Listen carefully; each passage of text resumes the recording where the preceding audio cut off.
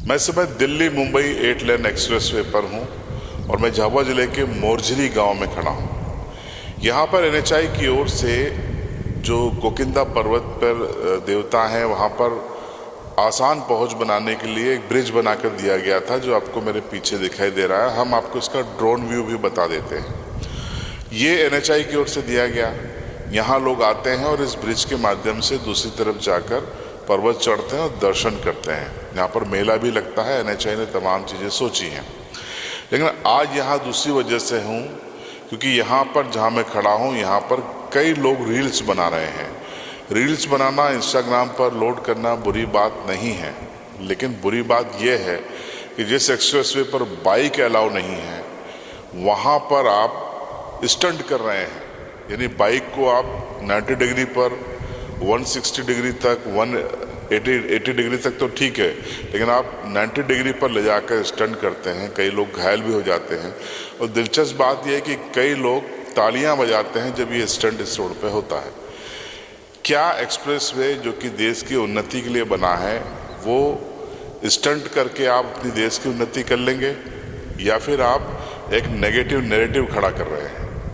तो यहाँ पर मैं इसीलिए हूँ कि पहले आपको कुछ तस्वीरें हम बता देते हैं कि देखिए किस तरीके से यहाँ पर स्टंट होता है। तो ये इस 8 लेन पर भी स्टंट होता है और स्टंट अब होने लगा है।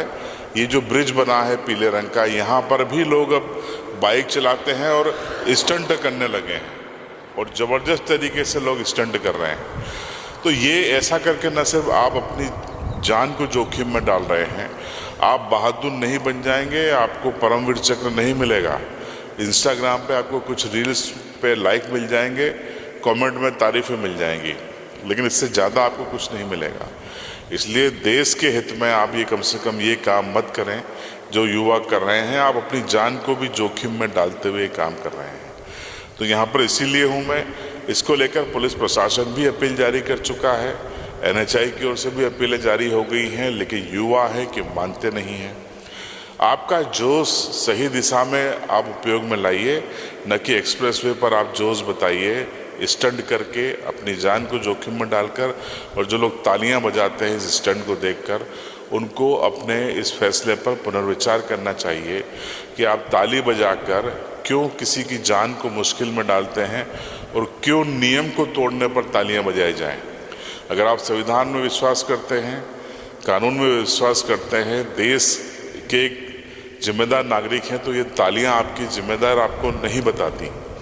तो ये जो तमाम चीज़ें हैं, इसका ध्यान रखिए। एक जिम्मेदार नागरिक बनते हुए ये स्टंट को बिल्कुल समर्थन मत कीजिए, इसका विरोध कीजिए। और जो लोग स्टंट बना रहे हैं, फिर से कह रहा हूँ, बंद कर दीजिए।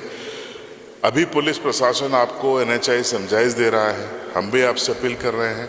कल को जाकर आप नहीं माने और घटनाएं घटी, तो फिर पुलिस प्रशासन आपकी रील देखकर आप पे एफआईआर करेगा, फिर आप कोर्ट कचहरी करेंगे। अभी आपका पढ़ने लिखने का दिन है, आप नौकरी की आपकी संभावना है, वो सब तमाम चीज़ें खत्म हो जाएंगी। ज़रा दूर का भी सोचा करें।